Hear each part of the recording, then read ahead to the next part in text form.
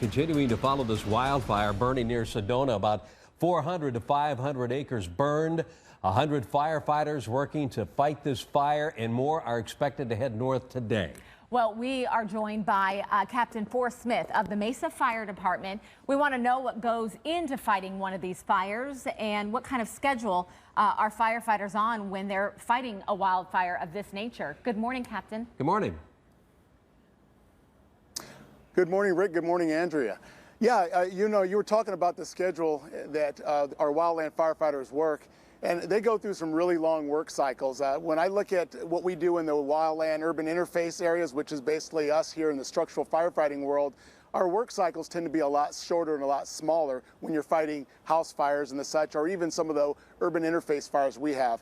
But the hotshot crews that we have up there are certainly working long days, and we are looking at more than 18-hour days and pretty much camping out. So they're dug in, camped out, and working these long days with heat and the such as well.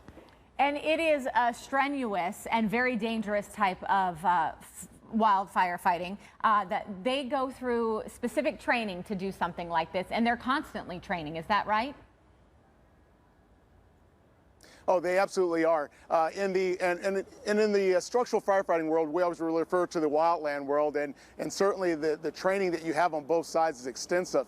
In the wildland world, though, there certainly is a great deal of training that goes on. Every year there's a wildland academy that happens up at Prescott, and so you'll get crews from all over Arizona, in some cases the Southwest, that are training, and they're working on different types of tactics and strategies in firefighting. And like you said, this activity is extremely strenuous. You're talking about being out in the middle of nowhere with rocks, with insects, with the heat, and working in these conditions can be extremely strenuous. So there's a great deal of emphasis played on physical conditioning, understanding your topography, understanding the different types of tactics that you have to put out there when you're fighting these type of fires. And the teamwork comes into play. These men and women work together as a well-organized team, and everybody has a role and a function they play in fighting these fires and in maintaining their own safety. And in this fire, Captain, the terrain is especially serious, isn't it? Because that makes for difficult firefighting to climb up and down those the heavy, rugged terrain.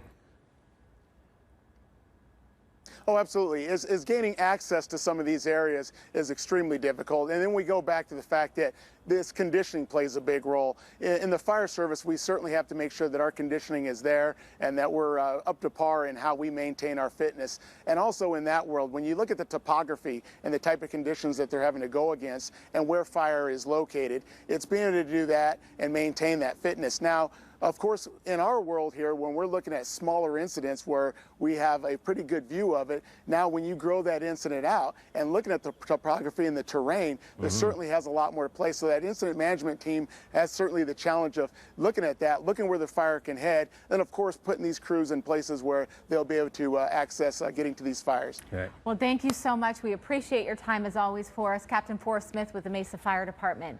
Thank you again.